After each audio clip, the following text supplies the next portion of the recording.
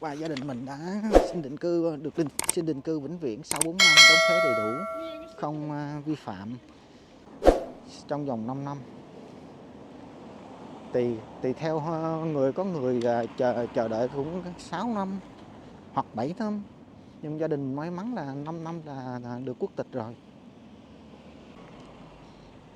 Con nói tới đây là được nhà nước cho ăn học miễn phí, không tốn tiền, mà lại còn được cho tiền nữa, cho tiền hàng tháng. Nếu còn bạn ở xa, gì cách trường hơn 5 cây số thì sẽ được hỗ trợ tiền xe bus. Tiền xe bus một tháng cũng 500-600, tiền Thụy Điển là cũng khoảng 50-60 đô, được hỗ trợ luôn, miễn phí luôn. Đâu phải như ở Việt Nam mình đâu. Việt Nam con mình học mà, lúc mình còn ở Việt Nam con mình học, trời ơi, đóng tiền. Tiền học không mà đúng mất nghèo, tháng đóng hết mấy triệu bạc. Tiền học này, tiền trường, tiền học thêm, tiền ăn, tiền đồ, ôi, nhức cái đầu. Còn ở đây là học ở trường là trường cho con bạn ăn luôn, không đóng một thứ gì cả.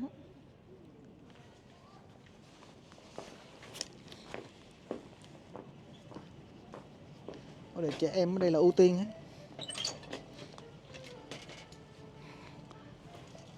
Đi học không đóng tiền mà còn được tiền nữa chứ.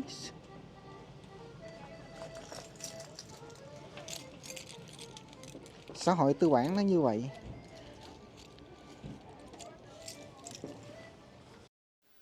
Trời, mùa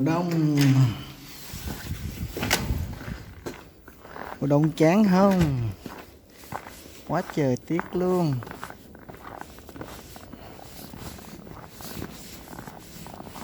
Mùa đông chán lắm mọi người ơi.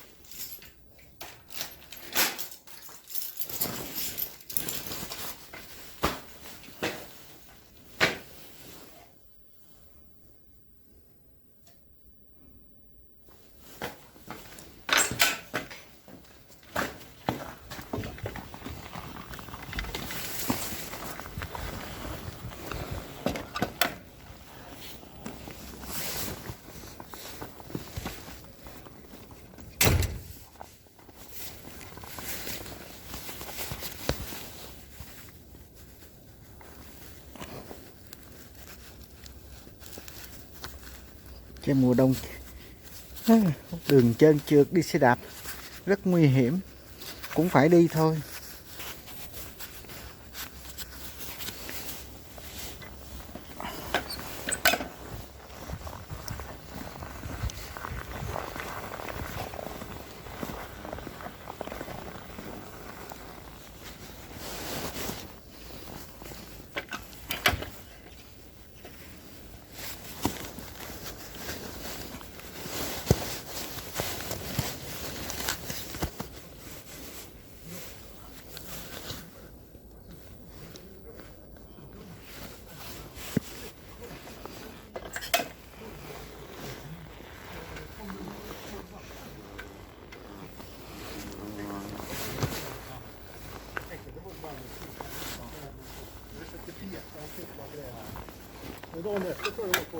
Lördagen eller söndagen då vid 11:30 på kvällen. Bắt đầu quay thử nha mọi người.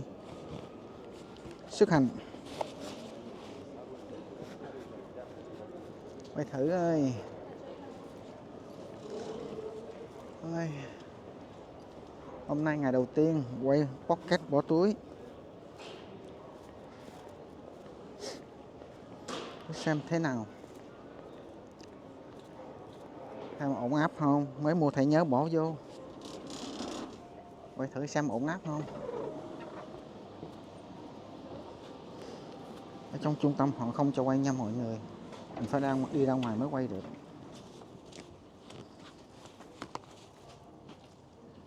Đi ra ngoài mới bắt đầu quay được. Đi ra ngoài quay ok, ổn áp.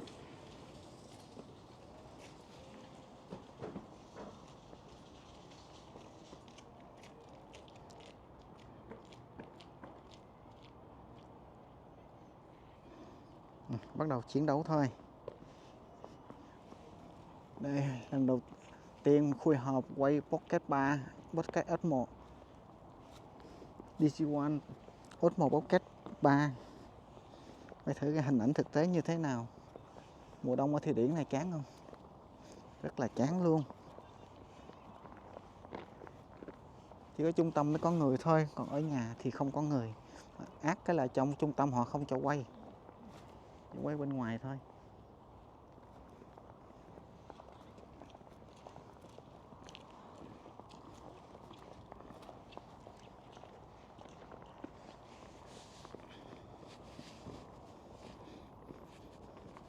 Chỉ cho quay bên ngoài thôi mọi người ạ.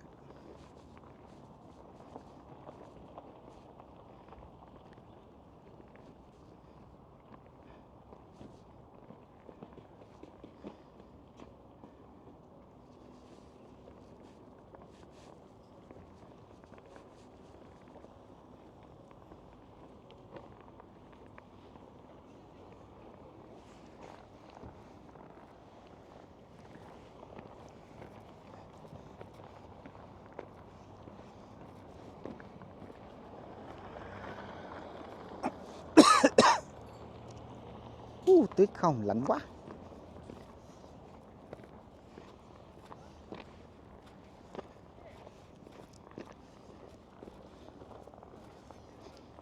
Đó, mùa đông ở Thụy Điển là như thế đấy. Các nước Bắc Âu là tuyết không à.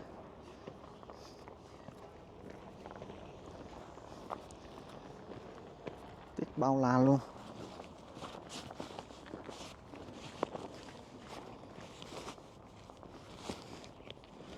Mình thấy không? Còn tuyết là tuyết.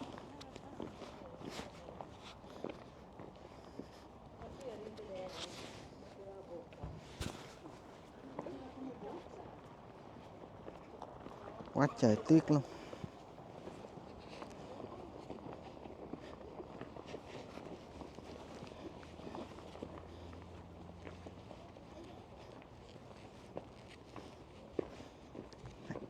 Đây là khu mua sắm.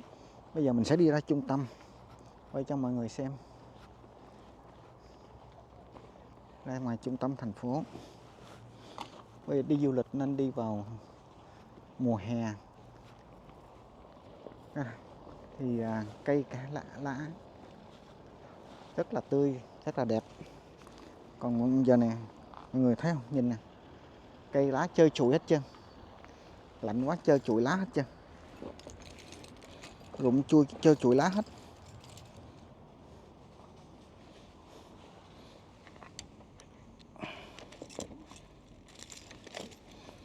Phá cẩn thận, mình mất hết 2 chiếc xe đạp điện rồi. Đây xe đạp điện rất là dễ mất. Để trong kho chỗ chung cư vẫn mất. Mà được có cái là bảo hiểm họ sẽ đền cho mình.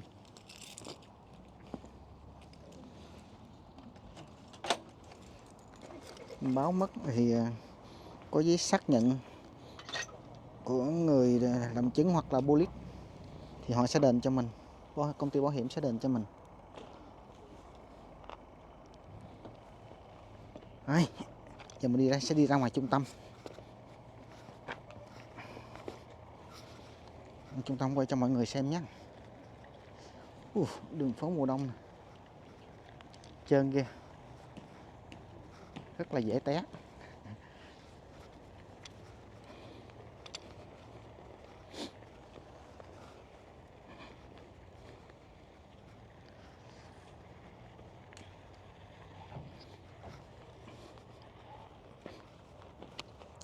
Mình chỉnh cho cái gimbal nó thẳng phía trước. Chỉnh cho cái gimbal nó về ngay phía trước.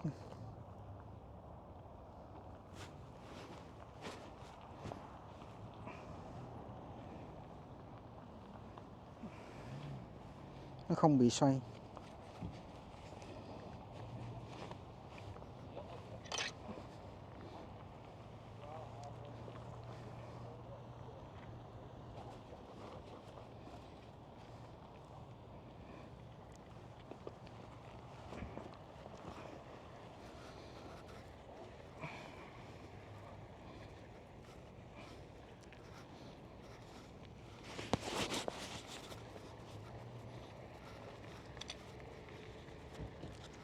Trơn quá, không dám chạy nhanh. Xe đạp điện đi nhanh là rất là dễ té, phải lắp bánh mùa đông vào nữa. Xe đạp cũng phải lắp bánh mùa đông nữa, không lắp bánh mùa đông thì trơn lắm.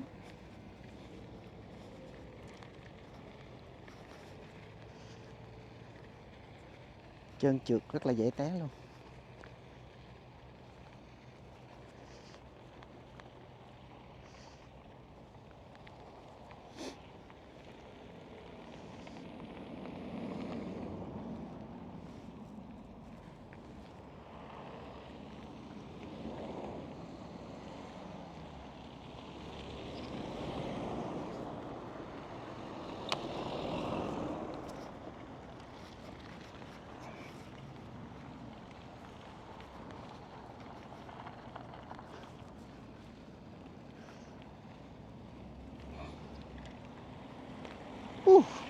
Trơn quá.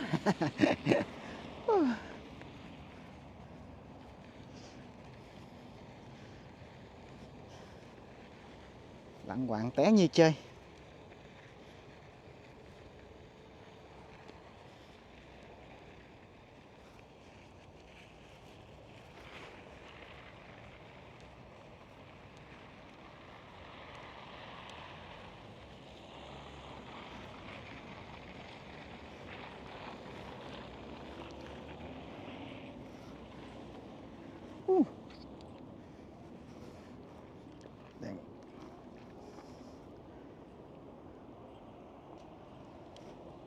Họ đóng rồi.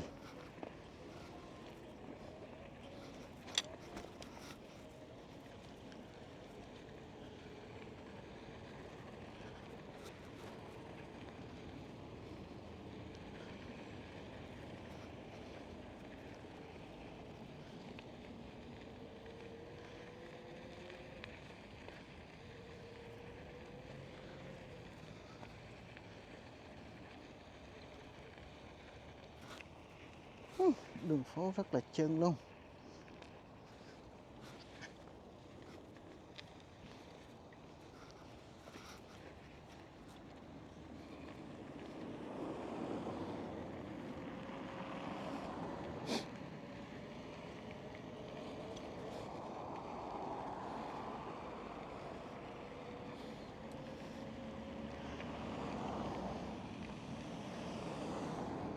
Đây, dealer bán xe cũ, xe đi rồi, xe mới có, xe đi rồi có.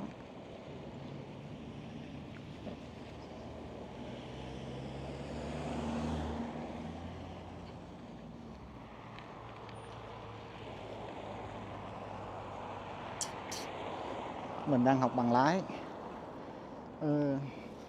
Cuối tháng 12 mới có giờ thi.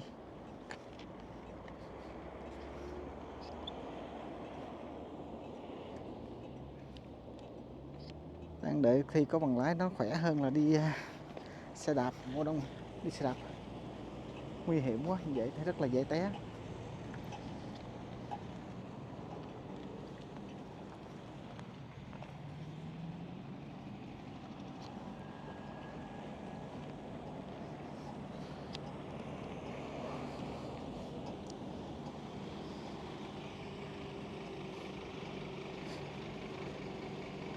Mùa đông mà đi du lịch thì chả có gì chơi hết,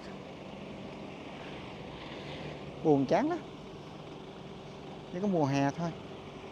Mùa hè mọi người đi ra đường tấp nập, còn mùa đông thì họ ở trong nhà không à, hoặc là đi làm.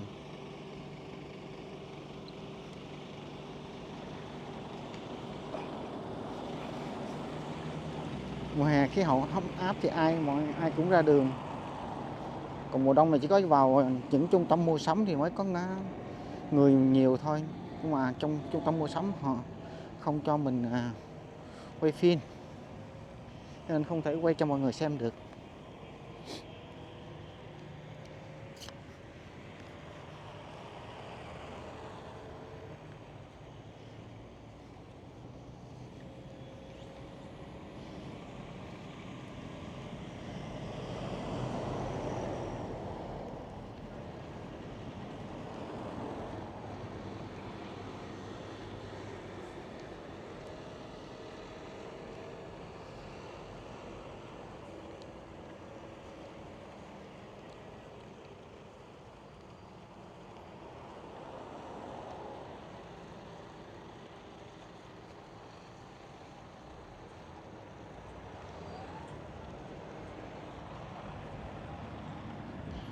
Ở đây phúc lợi xã hội rất là tốt. Ở Thụy Điển này phải công nhận, phúc lợi xã hội rất là tốt. Họ không để cho ai bị chết đói đi ăn xin hết.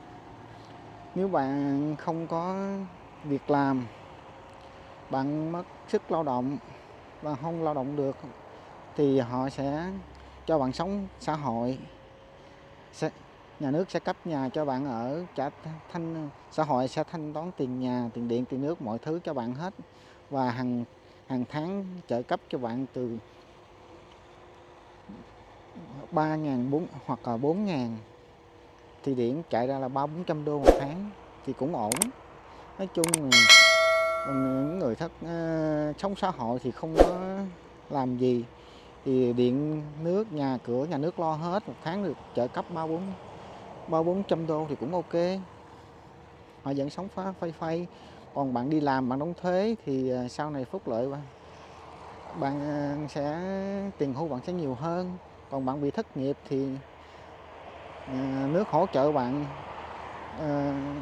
300 ngày, 90 ngày đầu là 90% tiền lương. Ví dụ là bạn lãnh trừ thuế hết, một tháng bạn lãnh được còn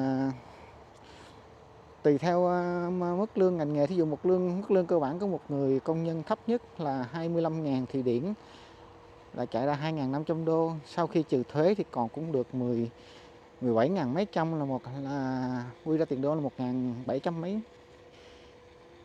Thì cái mức lương đó nếu mà bạn bị thất nghiệp thì bạn sẽ lãnh được 90%, là 13.000 mấy, 14.000. Thì 300 ngày đầu thì mình được mức lương đó, sau đó sẽ hạ xuống còn 80%. Thì mình sẽ lãnh đều hoài. Nhưng anh bạn của mình nè, anh thất nghiệp 10 mấy năm, anh vẫn lãnh mức lương 80%. Đi kiếm việc làm không có. Anh lớn tuổi, anh năm nay cũng 62 rồi, anh thất nghiệp 12 năm á. Thì anh lãnh được 12 năm rồi thì cũng mức lương 80% cũng ok, cũng được 12.000 mấy, 13.000, là 1.000 mấy, 1.300, 1.200 hoặc 1.300 đô một tháng. Trừ chi phí ra thì cũng mướn nhà rồi. Nếu mình đi là mình có việc làm hoặc là mình đang thất nghiệp thì không được trợ cấp tiền nhà. Trợ cấp tiền nhà thì chỉ dành cho những người sống xã hội thôi, không có làm được gì hết, mất chức năng lao động đó. Những người đó, như những người hưu rồi vậy đó, thì được nhà nước trợ cấp tiền nhà, tiền điện, tiền nước, tiền ăn. Còn những người là còn sức lao động hoặc là những người thất nghiệp, mất việc làm vì không kiếm được việc làm thì lãnh thất nghiệp, tiền thất nghiệp.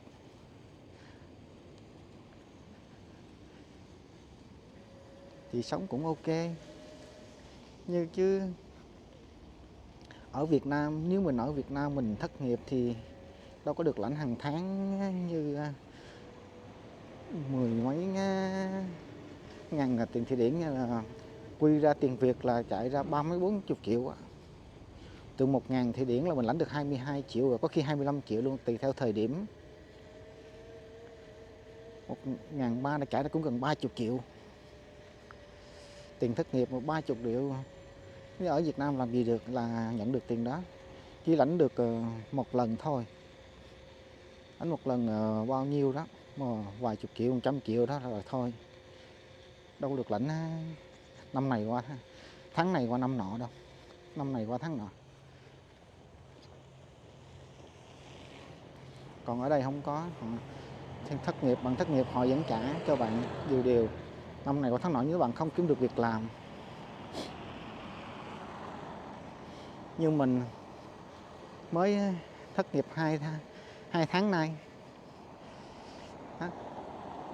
thì cũng lãnh tháng 13.000 mấy trăm cũng ok. Bây giờ đang đi kiếm việc làm khác.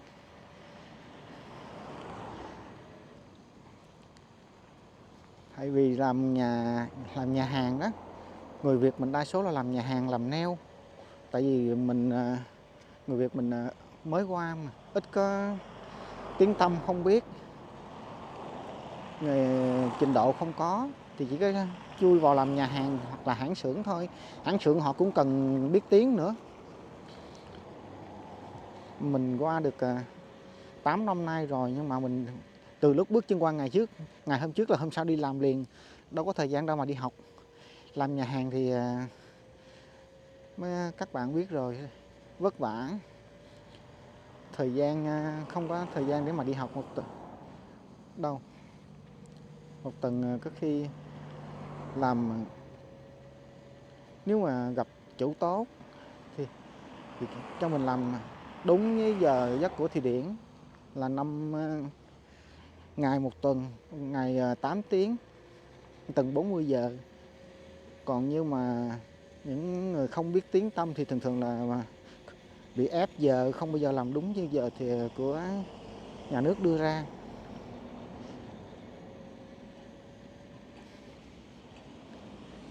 Thì ăn thua mình thỏa thuận với chủ thôi. Mình thì đi theo vợ, bà xã mình là đầu bếp, mình đi ăn theo. Thì trong hợp đồng lao động họ sẽ cho lãnh gia đình con cái đi theo. Chồng đứng đơn hợp đồng lao động thì được lãnh theo vợ, theo con. 2 đứa con, tối đa 2 đứa con, 3 đứa con thì phải hai vợ chồng phải có hợp đồng lao động, có việc hết. Còn một người đứng tên hợp đồng lao động thì chỉ có lãnh được một người chồng, tối đa là 2 đứa con thôi. Chỉ mất tiêu thụ hàng tháng, mình có nhiều chi tiêu hàng tháng đó, có đủ cho sống hay không. Họ xét hồ sơ thì mình cũng may mắn là người chủ của mình rất là tốt. Là hợp đồng cho mình, hợp đồng lúc đầu là mình ký hợp đồng là 2 năm. Nên mình làm xong 2 năm đó, chú cảm thấy ok, chủ sẽ ký tiếp thêm 2 năm nữa. Thì mình sau 4 năm đó, mình làm việc sau 4 năm mà không vi phạm pháp gì hết, mình đóng thuế đầy đủ cho nhà nước, cho đất nước Thụy Điển, thì mình sẽ được mình sẽ nộp đơn xin cấp visa vĩnh viễn luôn, là mình được chấp nhận là người cũng như sống hợp pháp vậy đó, định cư hợp pháp vậy đó. Cũng như là bên Mỹ có bạn được cấp thẻ xanh vậy đó. Thì cái visa đó visa hợp đồng lao động là lúc đầu là 2 năm. 2 năm sau bạn làm tốt, chủ ký hợp đồng thêm 2 năm nữa thì 4 năm. Trong 4 năm thì lực của Thụy Điển thì 4 năm thì bạn sau 4 năm bạn đóng thuế đầy đủ, không vi phạm bất cứ cái gì, vi phạm pháp luật bất cứ cái gì, thì bạn sẽ được nộp đơn xin định cư vĩnh viễn.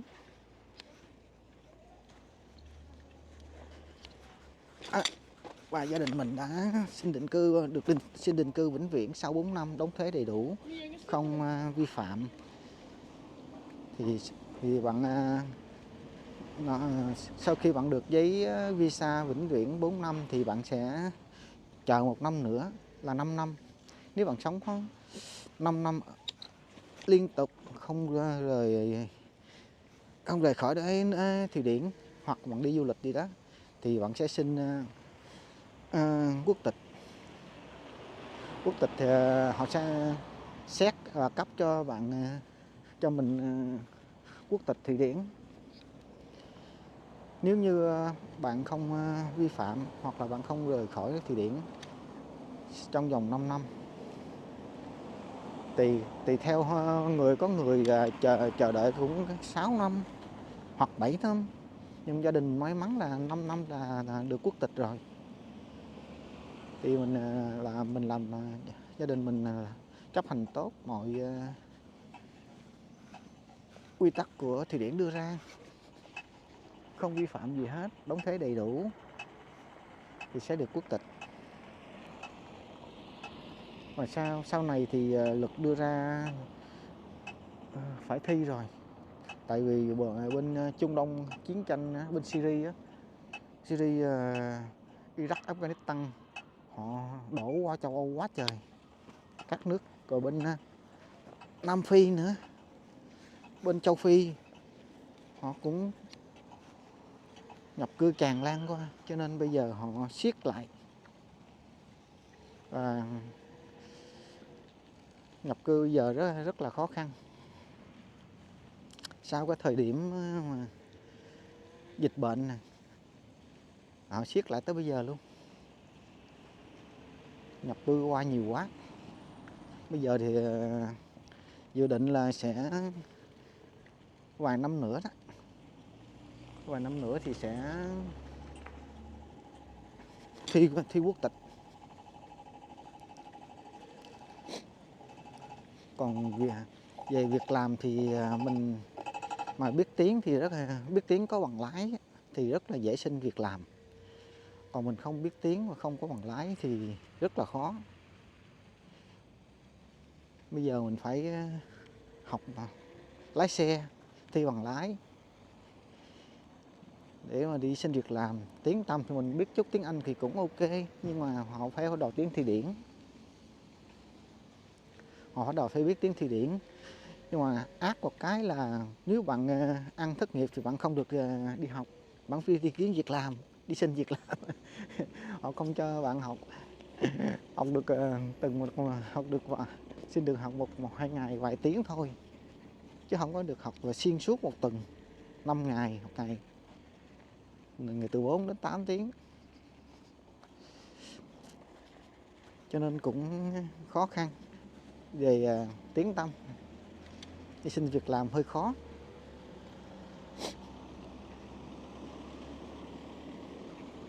Còn có bằng lái thì bạn rất là nhiều chỗ để bạn nhận bạn. Mình đi xin việc làm họ toàn là đòi bằng lái không. Mày có bằng lái không? Họ phỏng vấn mày có bằng lái không? Không có bằng lái, không biết tiếng thì người ta không thể nhận. Vì công việc đó đòi hỏi phải có bằng lái, hoặc là tùy theo cái ngành nghề. Còn làm nhà hàng thì bây giờ nhà hàng dịch bệnh, nhà hàng phá sản nhiều quá, phá sản đóng cửa, cho nên rất là khó. Nhà hàng thì không cần phải biết tiếng nhiều, không cần bằng lái, mà lương lại không được cao, lương thấp. Người Việt mới qua thì phải chịu thôi, đâu hay như người bản địa.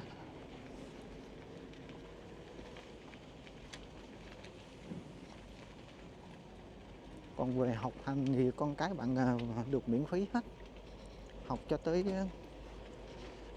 ra trường. Ở đây ra trường là cái con mình học này, năm nay nó 18 tuổi rồi, là học ra trường đi học đại học hoặc là học nghề thì không tốn một đồng bạc nào hết, mà lại được tiền hàng tháng nữa. Nếu mà con bạn dưới 18 tuổi thì hàng tháng con bạn sẽ nhận được tiền bon là 1.250 kron, là 125 đô Thụy Điển. Còn nếu con bạn trên 18 tuổi sẽ được không được nhận tiền bon nữa, mà nó sẽ chuyển qua tiền gọi là tiền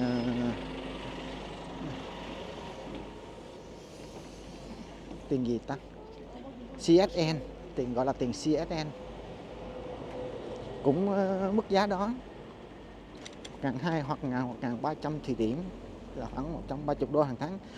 Mình không đóng tiền mà lại còn được nhận được tiền đi học nữa nha.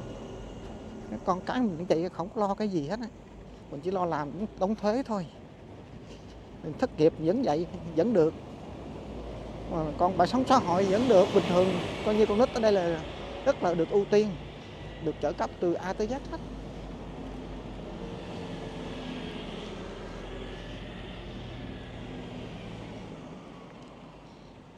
Con nít ở đây là được nhà nước cho ăn học miễn phí, không tốn tiền, mà lại còn được cho tiền nữa, cho tiền hàng tháng. Nếu còn bạn ở xa, con bạn ở xa gì cách trường hơn 5 cây số hơn, thì sẽ được hỗ trợ tiền xe bus. Tiền xe bus một tháng cũng 500-600 tiền Thụy Điển, là cũng khoảng 50-60 đô, được hỗ trợ luôn, miễn phí luôn. Đâu phải như ở Việt Nam mình đâu. Việt Nam con mình học mà, lúc mình còn ở Việt Nam con mình học trời ơi đóng tiền. Tiền học không còn đúng mất nghèo, tháng đóng hết mấy triệu bạc. Tiền học này, tiền trường, tiền học thêm, tiền ăn, tiền đồ, ôi nhức cái đầu.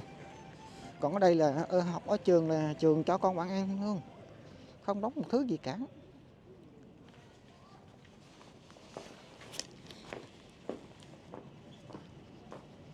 Ở đây trẻ em ở đây là ưu tiên á.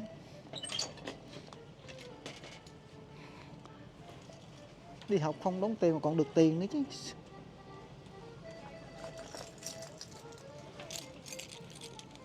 Xã hội tư bản nó như vậy.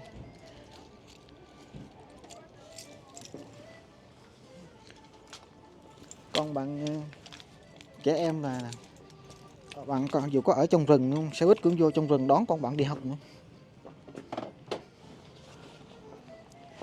Không cho trẻ em tất học.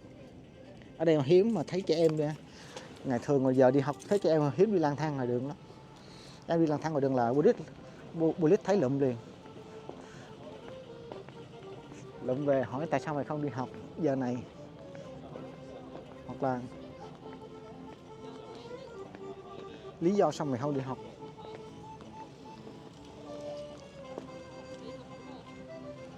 Đây mình ra tới trung tâm rồi, mọi người thấy không, ra tới trung tâm này.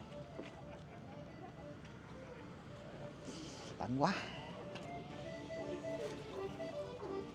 quá trời lạnh luôn.